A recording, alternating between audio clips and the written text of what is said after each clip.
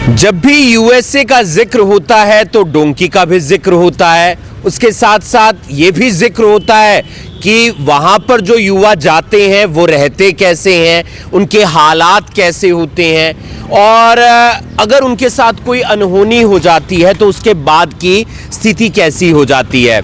आज हम आपको एक युवा से मिलवाने जा रहे हैं जो करनाल के घोगड़ीपुर गांव के रहने वाले हैं। ये थोड़ा बहुत राजनीति से भी जुड़े हुए हैं, थोड़ा बहुत समाज सेवा से भी जुड़े हुए हैं। राजनीति से इसलिए क्योंकि राहुल गांधी जब यूएसए गए तो इनके पास भी गए, इनसे भी मुलाकात की और उसके बाद इनके गांव में भी आए। समाज सेवा से इसलिए क्योंकि इनके आसपास के गांवों के जितने बच्चे यूएसए जाते हैं वहां पर उनकी थोड़ी बहुत मदद रहने की, खाने की या काम दिलवाने की ये प्रयास करते हैं कि उनकी मदद लग जाए, उनको सहारा लग जाए। इनका नाम है तेजी मान। इनसे बातचीत करेंगे कि ये कब गए, क्यों गए और अब वहां पर क्या स्थिति है। तेजी मान, कैसे हैं आप? बहुत बढ़िया हिमांशु भाई, थैंक यू, आपने एक्नॉलेज किया। और मैं तो वैसे ही आपकी पत्रकारिता का फ़ैन हूँ और मेरे को मौका मिला आपके पास आने का, कुछ बात करने का, तो आपका और सारे व्यूअर्स का थैंक यू। क्या हालात थे कि तेजी मान ने रुख किया अपने गांव घोगड़ीपुर से, वो भी डोंकी के माध्यम से यूएसए का? हालात तो थे कि ये था कुछ किया जाए और कुछ रोज़गार या कुछ बेहतर जीवन जिया जाए। तो पहले 2013 तक एक्स मिनिस्टर चौधरी तेजी मान जी थे, मैं उनके साथ एक सहायक के तौर पे काम करता था और बड़ा मज़ा आता था। लोगों पाई से वो विधायक रहे थे? जी, शायद पाई से विधायक रहे थे और लोगों की सेवा करने का बड़ा आनंद आता था, मिलने में बड़ा मज़ा आता था। तो आप उनके एक सहायक बन के रहते जी थे? मैं एक निजी सहायक उनका रहा और उनकी मृत्यु हो गई अचानक केदारनाथ त्रासदी के बाद। तो फिर मैं उनके बेटे के साथ भी रहा। फिर 2015 में मैंने यूएसए जाने का फैसला किया। आपने राजनीति में क्यों कदम नहीं रखा? क्योंकि उस दौरान कई बार ऐसा होता है कि आप जब निजी सहायक बन जाते हैं तो इतने लिंक बन जाते हैं कि आप अपने कदम बढ़ाते हैं। या आपने उनके परिवार को आगे क्यों नहीं उभारने की कोशिश की कि आप आगे बढ़िए, हम आपके साथ हैं? पूरी तरह उनके परिवार के साथ थे और आज भी है, हमारा परिवार है वो। और 2014 में उनके बेटे ने कांग्रेस से चुनाव भी लड़ा और असंध से इंडिपेंडेंट बोनी ने चुनाव लड़ा और मैं पूरी तरह उनके साथ था। और लेकिन जैसे आपने कहा कि क्यों नहीं आगे बढ़ने की कोशिश की, आर्थिक हालात ऐसी नहीं थी आपकी, मेरी, और ना अनुमति देती थी कि मैं कुछ ऐसा राजनीति में घुसूं। और हम तो सिर्फ इस परिवार की सेवा के लिए ही राजनीति में उस समय थे। तो आप अपनी आर्थिक हालत सुधारने के लिए यूएसए चले गए? जी बिल्कुल। कैसे गए, कितने पैसे लगाए? डोंकी के माध्यम से ही गए? जी मैं डोंकी के माध्यम से ही गया था। उस समय मेरे को 2.5 महीने रास्ते में लगे, 2 महीने जो उनके डिटेंशन सेंटर होता है तो वहाँ पे मैं रहा। और 2015 27 मई 2015 को मैं वहाँ पर बाहर निकला।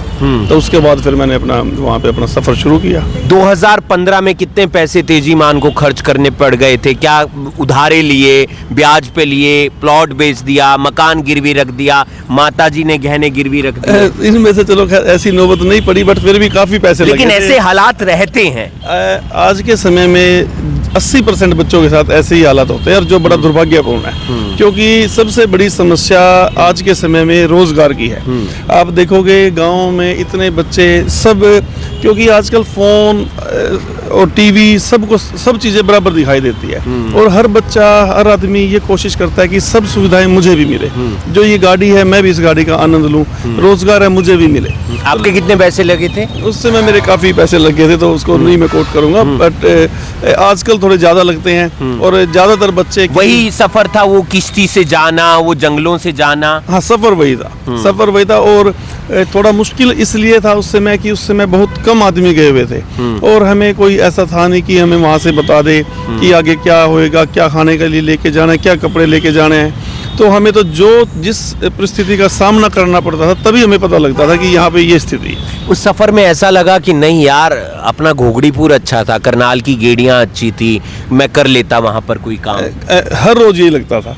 और जब सफ़र शुरू हुआ तब से लेकर और जब तक बाहर नहीं निकले तब तक, डिटेंशन सेंटर से बाहर, बिल्कुल। और उसके बाद भी कई साल तक यही रहा और आज भी यही लगता है कि अगर थोड़ा सा भी काम ठीक हो तो इससे बेहतर, अपने देश से बेहतर कोई जगह नहीं है। पहला काम क्या किया, क्या स्थिति थी, कहाँ जाकर रहे और वहाँ पर कैसे अपने आप को एक मजबूत स्थिति में रखा कि माता पिता से भी बात होती रहेगी लेकिन काम भी बेहद ज़्यादा ज़रूरी है? देखो, असली काम तो हिमांशु भाई यूएस जाने के बाद ही शुरू होता है। पहुंचने के बाद क्योंकि यहाँ से वहाँ पर आप जा रहे हो तो आगे जाके तो ये होता है ना, आपको काम करना है, रहना है, तभी पैसे होंगे तभी आप कुछ रह सकते हो, सर्वाइव कर पाओगे और आपको अपनी फैमिली का भी टेक केयर करना है। तो मैंने सबसे पहले काम शुरू किया, मैं एक जंगल में रहता था, एक स्टोर था, लिकर स्टोर, साथ में मोटेल था उनका।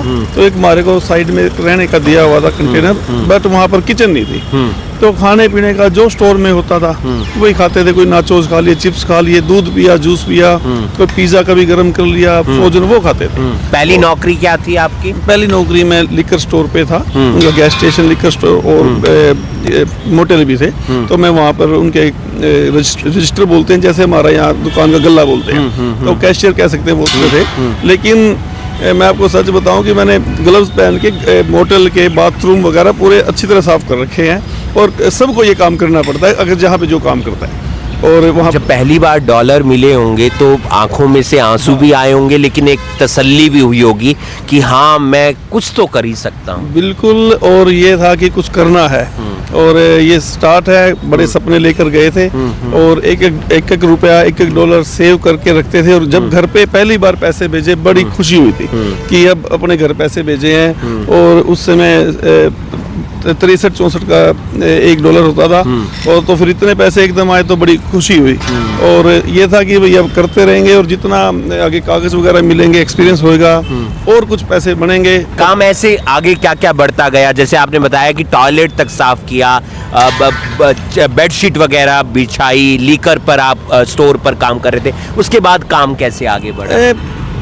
पहली बात तो जब नवंबर में जब दिवाली आई थी 2015 में, रोटी खाई थी उस दिन 7 जून के बाद, जिस दिन दिवाली आई थी नवंबर में, उस दिन रोटी खाई थी। एक तो आंसू उस दिन निकले थे जब रोटी नसीब हुई, तो खुशी में वो हमारे जो ओनर थे, उनकी वाइफ बड़ी अच्छी औरत है, वो बेचारे जैसे अपने स्टाफ के लिए मियाँ लेके आते हैं, दिवाली पे रोटी लेके आई।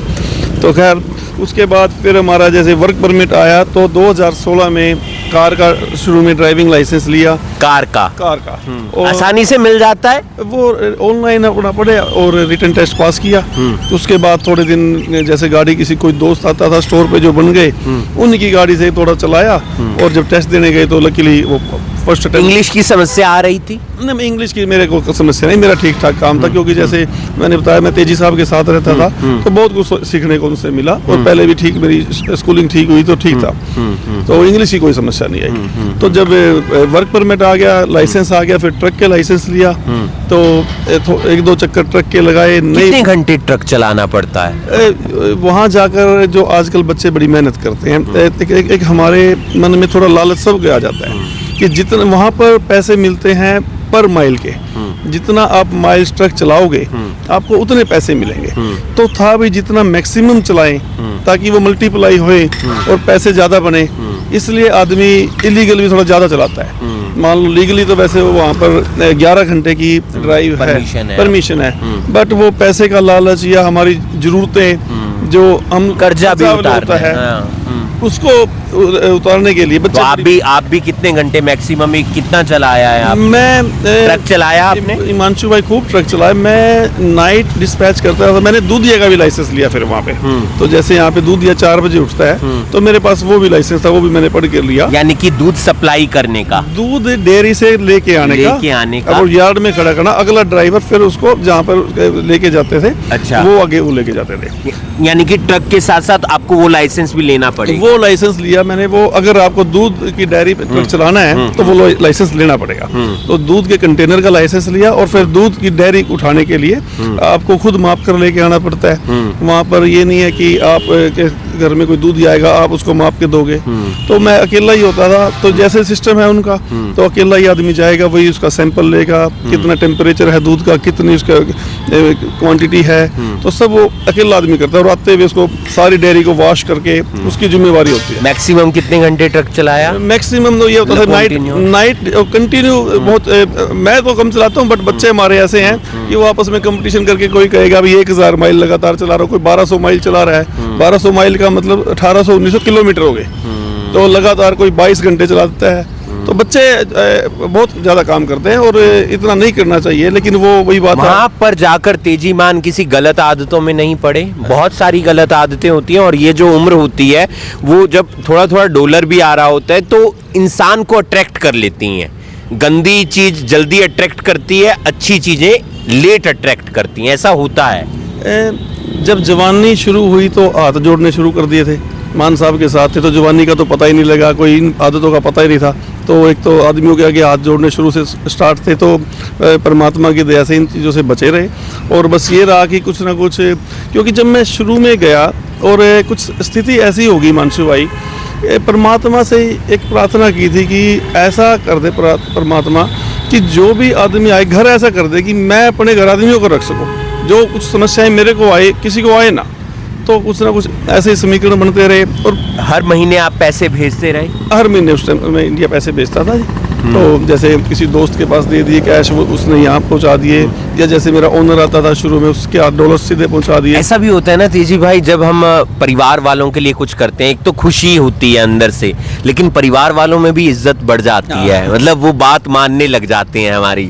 आगे पीछे कई बार ये फैक्ट है लाइफ का कि आगे पीछे आपकी बात को तवज्जो दे ना दे, लेकिन जब आप उनके लिए कुछ अच्छा कर रहे हैं फाइनेंशियली तौर पर या तमाम और चीजों पर, तो वो बात भी मान लेते हैं। बिल्कुल, ये दुरुस्त बात है आपकी। और ऐसा और उसमें खुशी और जिम्मेवारी दोनों बढ़ जाती है जी।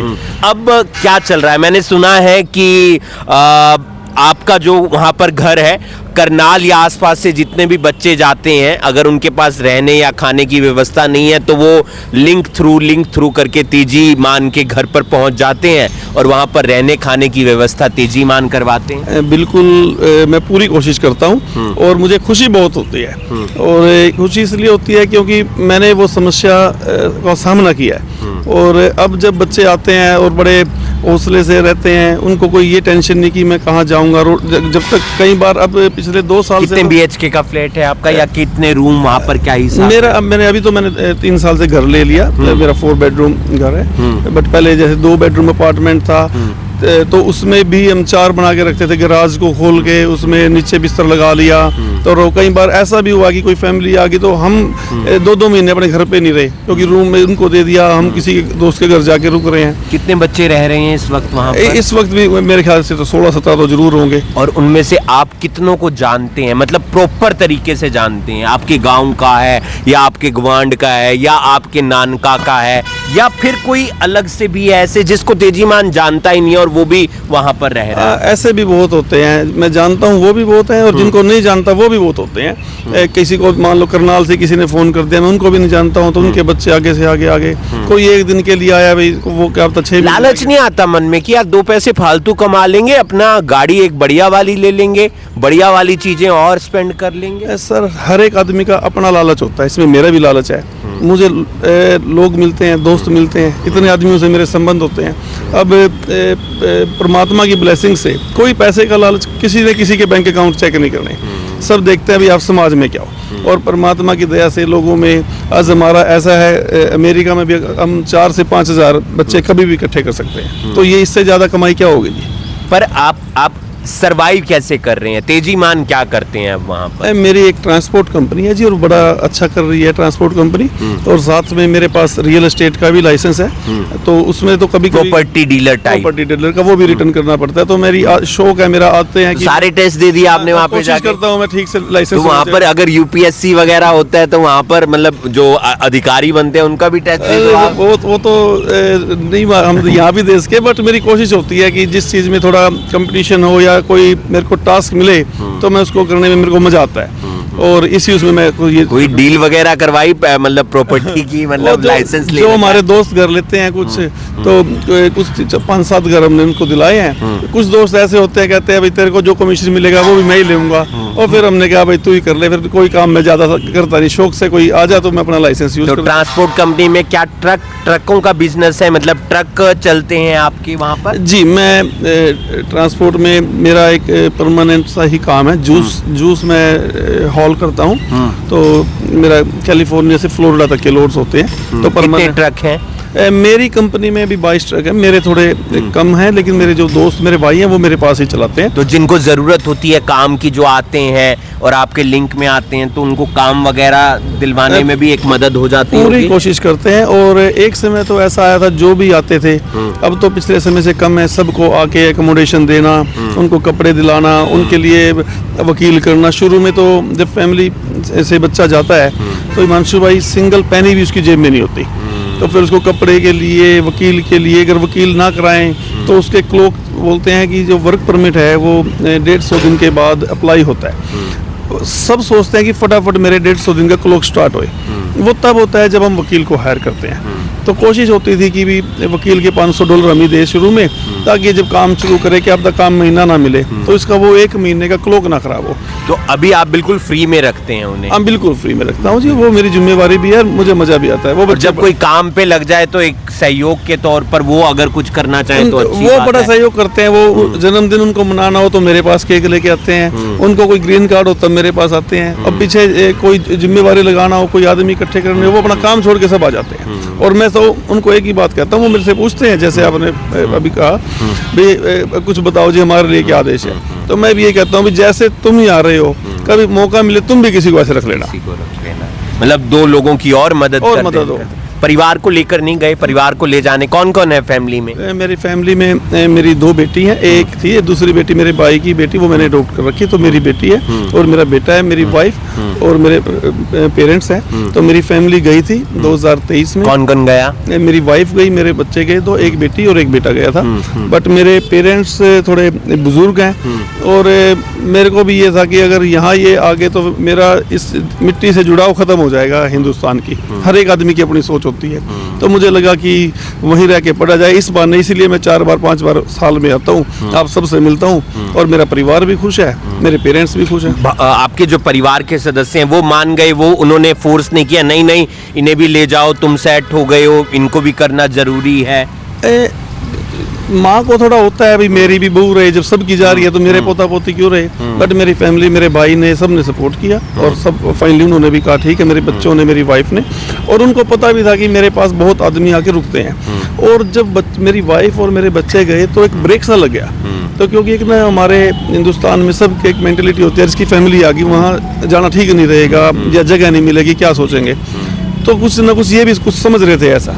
और बस जैसे ही ये आए तो एकदम से फिर दोबारा बच्चों की बाढ़ आ गई, और वहाँ भी इतने रहते हैं, बल्ले बल्ले मौज है सब कुछ। राहुल गांधी आए, आपसे मुलाकात की, कई स्टूडेंट्स से आपने मिलवाया, उसके बाद राहुल गांधी घोगड़ीपुर तक आए, क्या वो पूरी किस्सा था, उसके बारे में कुछ बताएं? राहुल जी का जब प्रोग्राम था तो उस समय हरियाणा से बहुत ज़्यादा बच्चे पलायन कर रहे थे डोंकी के माध्यम से।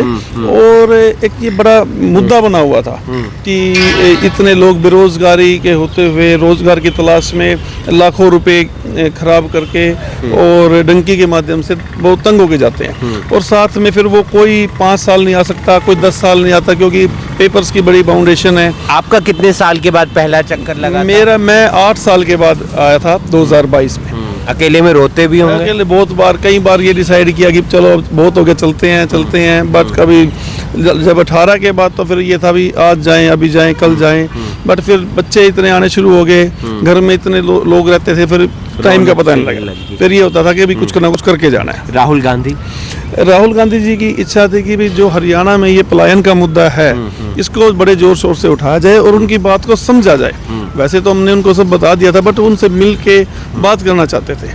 तो हमने कुछ अपना ग्रुप बुलाया, उनसे उनकी मुलाकात की, और वहाँ पर एक बच्चा मेरे गांव का भी था जिसका एक्सीडेंट हो गया था। तो जब उनसे मिले तो राहुल जी वो थोड़ा सा बड़े मार्मिक हो गए, और वहाँ पर जितने बच्चे थे सबको वादा करके आए थे कि मैं तुम्हारे परिवार से मिलूंगा। उन्होंने पूछा था कि मैं तुम्हारे लिए क्या कर सकता हूँ। तो बस जैसे सबने कहा जी आप बस बच्चों से, हमारे परिवार से, किसी के बच्चे हैं, किसी की माँ बाप है, तो हमारे परिवार से मिल।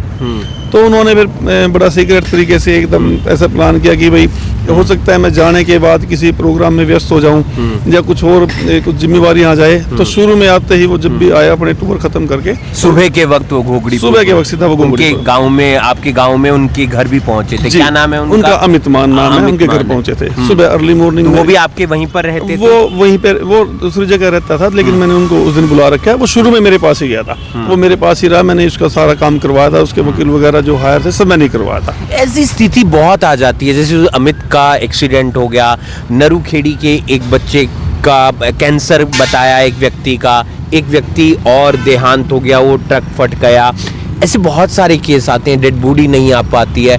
ऐसे तो मतलब यूं लगता है कि फिर यार करनाल ही ठीक है ना, या आपका अपना शहर ही ठीक है। बिल्कुल हिमांशु भाई, जैसे मैंने बताया कि अगर रोजगार यहाँ अच्छा हो तो कोई भी नहीं जाना चाहेगा। और अभी बड़ा दुर्भाग्यपूर्ण है, अभी आज ही कल पढ़ रहे थे, वो लड़का सोंकड़े का 22 साल का था बच्चा, और एक नरूखेड़ी का, उसको कैंसर हो गई थी।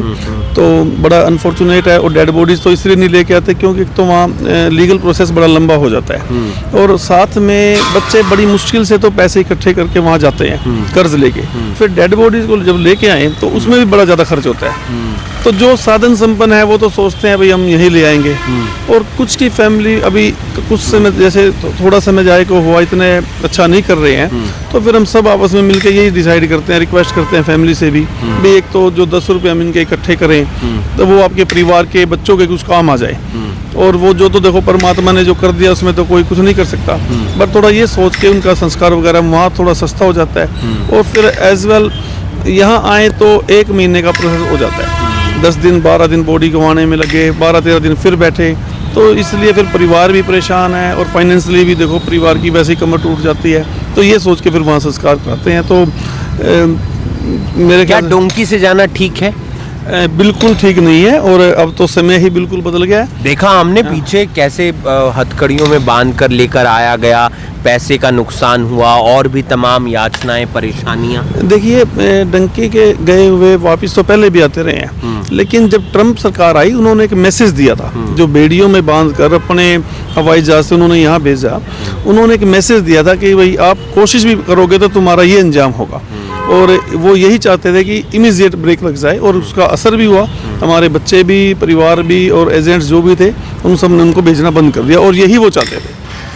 क्या बदलाव यूएसए में आया है ये पूरे घटनाक्रम के बाद, जो डंकी वाला रूट पे हुआ कि तमाम को फिर बेड़ियों में बांधकर भेजा गया, उसके बाद वहाँ पर क्या बदलाव आया? भारतीयों के साथ क्या बदलाव आया, या जो स्टोर पर काम करते हैं या निकलते हैं उनके साथ, उनके नेचर में, उनके जीवन में क्या बदलाव आया? देखिए ये बहुत बड़ा बदलाव आया, ये बिल्कुल सच बात है। ट्रम्प के आने के बाद एक तो कहीं ना कहीं हमारे बच्चे भी थोड़े खराब हो रहे थे। एक तो वो सब ठीक हो गए, जो बार टोल बनाकर घूमना होता था, हा हुल्ला होता था, कोई क्राइम एक्टिविटीज की तरफ थोड़ा बहुत भी ध्यान हो जाता था, तो एक तो वो बंद हो गया। अब हमारी कौम जो है हिंदुस्तान की, वो एक मेहनती कौम वहाँ पर मानी जाती है, चाहे वो स्टोर पे काम करने के लिए, चाहे वो ट्रक चलाने के लिए, सबको पता है कि ये मेहनती कौम है। तो बस बीच में थोड़े बच्चे खराब हो गए थे, लेकिन ट्रम्प के आने के बाद एक तो उनमें डर का माहौल हो गया, यानी कि मैथ वाले टीचर आ गए। मैथ बिल्कुल, जैसे पीटीआई मास्टर होता है ना, अब वो डंडा मारने का अधिकार है, तो वो हो गया। और आप भी देख रहे होंगे कुछ ना कुछ कहीं से गलत एक्टिविटीज में किसी का फोन कुछ आ रहा है, वो सब बंद हो गए। सबको पता है अगर आप क्रिमिनल एक्टिविटीज में पकड़े गए तो आपको कोई छुटवाने वाला नहीं है, और आपको सीधा रिपोर्ट कर दिया जाएगा। तो और समाज, ये हमारे लिए जरूरी भी था शांत होना, क्योंकि जैसे मैंने बताया कि हमारी बड़ी कदर करते थे हिंदुस्तानियों की अमेरिकन। बीच में थोड़ा गड़बड़ हो गई थी, अब दोबारा फिर ठीक है, तो सब कुछ। भीड़ भी काफी ज्यादा हो, भीड़ बहुत, बेरोजगारी बड़ी ज्यादा हो गई थी। जब तो बच्चे एक दूसरे को ढूंढते हुए मेरे घर 6 महीने रह रहे, आपके घर रह रहे, वो यही कारण था कि वो उनको रोजगार नहीं मिल रहा था, ज़्यादा भीड़ होगी। लेकिन अब वो पेपर्स पे काम करते हैं, सबके पेपर्स बन गए, बाहर से आदमी आने बंद हो गए, तो आपको वेजेस भी अच्छे मिलेंगे, तो अब मेरे ख्याल से सबके लिए बेहतर होगा। अब आपने वापस जाना है या अपना डेरा वापस घोगड़ीपुर और आसपास? मैंने सुना है कि राजनीति में भी आप काफी एक्टिव आजकल हो रहे हैं कांग्रेस पार्टी के साथ। जी मैं कोशिश कर रहा हूँ, मैं संध कॉन्स्टिट्यूएंसी से, और मैं, मेरा जैसे बताया, मेरा जुड़ाव पुराना रहा है। मेरे को आज भी कम से कम 2 से 3 हज़ार फ़ोन नंबर्स मेरे पुराने साथियों के याद होते हैं। तो कोई मेरे को मिलता है, तो मेरे को कोई 15 साल बाद भी मिलता है, तो मैं उसका फ़ोन नंबर से उसको बता देता हूँ। तो मेरा जुड़ाव रहा है, क्योंकि चुनाव लड़ने की इच्छा है? पूरी इच्छा है चुनाव लड़ने की, और मेरे को पूरा आश्वासन भी यूएसए में या करनाल में? असम से कोशिश करेंगे। और अभी तो वक्त है, अभी तो काम करने की जरूरत है। काम करने की जरूरत है, इसीलिए पहले दिन से लगे हुए हैं। और वैसे तो सामाजिक तौर पे तो काम, अब कोई कहता है भाई इसने काम नहीं किया, एकदम आ गया। असंध हल्के के जितने बच्चे यूएस हैं, कोई भी अगर या राजनेता भी है, किसी ने 500 नौकरी तो नहीं लगवाई होगी। मैं तो 2000 आदमियों को जानता हूँ जो मेरे पास रहे भी होंगे। कहीं ना कहीं मैंने उनका चाहे थोड़ा किया, ज़्यादा किया, उनकी मदद भी की होगी। तो अब मेरी कोशिश रहेगी कि पूरे हरियाणा के बच्चे जो अमेरिका गए हुए हैं, उन सब के परिवार से मिला जाए। मैं एक बार यूएस जाऊंगा भी थोड़े दिनों में, और यूएस जाने के बाद एक लिस्ट बनाऊंगा, वहाँ से सब बच्चों से संपर्क करूंगा। आने के बाद पूरी फैमिली में, पूरे हरियाणा में मैं जाऊंगा। तो मैं इस तरीके से काम करना चाहूँगा। अच्छा, डिमांड्स आती हैं कि तेजी भाई आ रहे हो ना, तो वो ये लेते आना, वो लेते आना। अक्सर हम भी मतलब अपने दोस्तों से जिक्र करते हैं, ये सस्ता मिलता है यार, ये ले आई हो यार, ये ले आई हो। तो ऐसी डिमांड्स आती है? डिमांड्स बहुत आती है, और मेरा खुद भी शौक है। तो मेरे जो बैग्स भर के आते हैं, मैं 2 बैग या 1 बैग एक्स्ट्रा लेके आता हूँ मैं दोस्तों के लिए। मेरे को बड़ी खुशी होती है भेंट देने में, गिफ्ट देने में। तो मैं खुश होकर लेके आता हूँ, और मैं चाहता हूँ भाई कोई ना कोई मुझे बताए, तो मैं मना नहीं कर पाता, लेकिन जितनी कोशिश है वो अपने दोस्तों के लिए लेके आता हूँ। 2 चीजें आखिर के अंदर, जो बच्चे डोंकी से जाते हैं, कहीं भी जाते हैं, इलीगल माध्यम से जाते हैं, उन्हें क्या एक सजेस्ट करना चाहेंगे कि क्या किया जाए, कैसे आप अपनी लाइफ को और सही बना सकते हैं बजाय डोंकी के? देखिए, सबसे पहले सुझाव है कि डंकी के बारे में ना सोचें। आज के समय में जाना कोई सस्ता काम नहीं रह गया।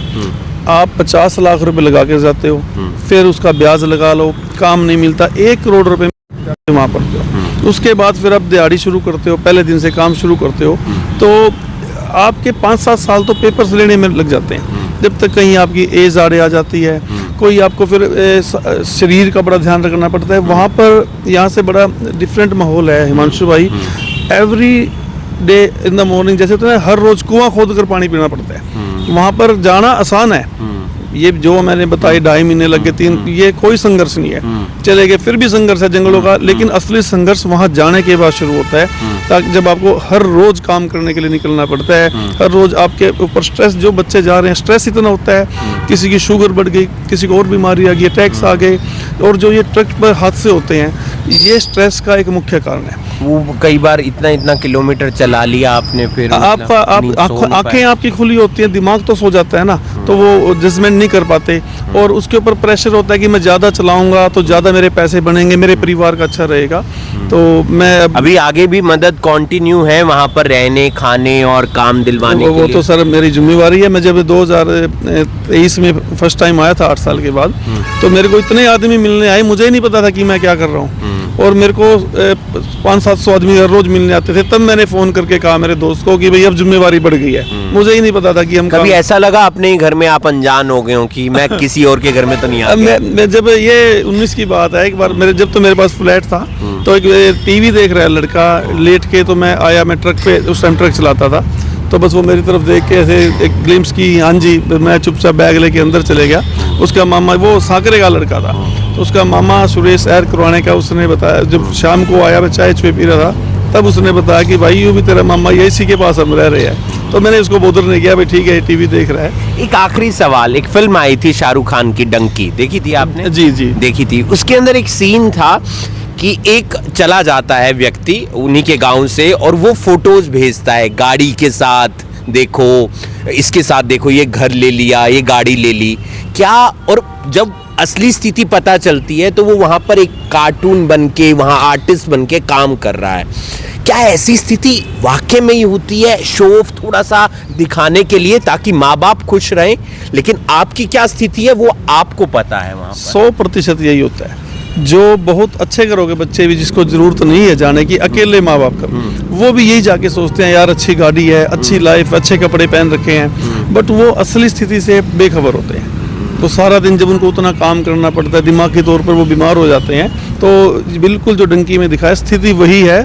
और वहाँ जाने के बाद हो सकता है कि मेरे घर में अगर ट्रक चलाते हैं, मेरा सगा साला मेरे साथ रहता है, बट मुझे कई बार 15 दिन हो जाते हैं उससे मिले हुए, क्योंकि वो रात को ट्रक से आता है, एक हफ्ते में मैं सुबह उठता हूँ, तब तक वो दोबारा फिर भाग जाता है। तो ऐसी स्थिति, आसान लाइफ नहीं है। असली लाइफ, असली संघर्ष वहाँ जाने के बाद शुरू होता है। बहुत बहुत शुक्रिया।